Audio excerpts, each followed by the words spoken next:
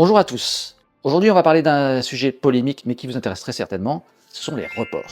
Vous n'êtes pas sans savoir qu'un programme se prépare des mois, voire des années à l'avance. On est en septembre, on a déjà bouclé tout 2026 par exemple. Donc on essaye de faire des programmes qui sont plus ou moins réalistes, en se basant sur les informations que nous donnent les éditeurs japonais, on suit les actualités des auteurs, quand il faut une pause, quand il ne faut pas une pause. Le report, c'est quand la machine s'encrasse. Ça arrive pour différentes raisons, mais le report, c'est jamais quelque chose qu'on fait avec plaisir, parce qu'on passe quand même beaucoup de temps à préparer les programmes. Ils définissent nos budgets pour l'année suivante, donc c'est quelque chose qu'on doit essayer de minimiser le plus possible. Un report peut avoir différentes causes. Comme je vous l'ai dit, on n'a pas toujours une visibilité complète, et on a tendance à être un peu optimiste parce qu'on veut vous faire plaisir tout simplement, parce que pour nous c'est important d'essayer d'être le plus proche possible de la publication japonaise et dans notre intérêt de pouvoir vous présenter dans les plus brefs délais. Donc là ce sont des décalages qu'on essaye de réaliser assez en amont pour que très souvent vous ne les voyez pas, parce que dans ce cas il n'est pas encore programmé, mais ce sont des reports qui pour nous techniquement existent déjà.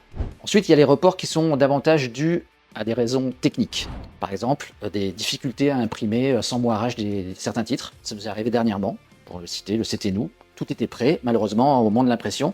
Plutôt que de vous fournir une édition de mauvaise qualité, on a préféré reporter et prendre le temps de trouver les solutions techniques. Parfois, et c'est souvent le cas dans les maisons d'édition, ce sont des considérations économiques qui engendrent ces reports. Et des titres qui se vendent très peu, à chaque volume que vous sortez, vous perdez de l'argent. Donc l'idée, c'est de pouvoir toujours contrebalancer ça avec des titres qui rapportent. Et donc il y a un petit jeu d'équilibriste qui se fait, et qui amène parfois à faire des reports de dernière minute.